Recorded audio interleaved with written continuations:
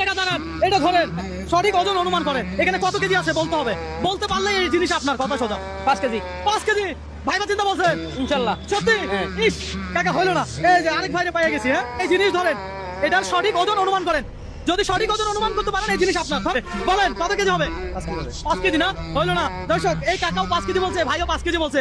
আসলে কত কেজি সেটা আপনারা দেখতে পারবেন, আর এটার ভিতরে কি আছে সেটাও দেখতে পারবেন।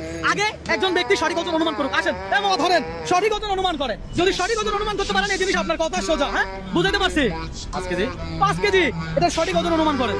সঠিক। সঠিক ওজন যদি বলতে পারেন এই জিনিস আপনার। কথা সোজা। হ্যাঁ, রিল্যাক্সে ভেবে চিন্তে বলেন। চাপ নিয়েন না, প্রেশার নিয়েন না, ওজনটা অনুমান করেন। সমস্যা কোথায়? আমি তো আপনাকে চাপ দিচ্ছি না, প্রেশার দিচ্ছি না। 5 কেজি। হ্যাঁ, 5 কেজি। 5 কেজি ভাই হয় নাই।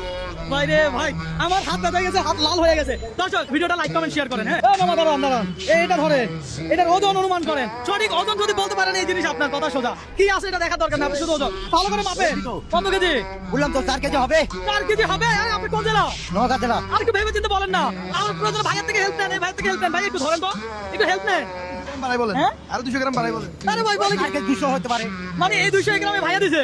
এই কালো পলিথিনের ভিতরে কি আছে একটু খোলেন মামা, খোলেন। এই যে দেখেন দর্শক, এই হলো সেই জিনিস।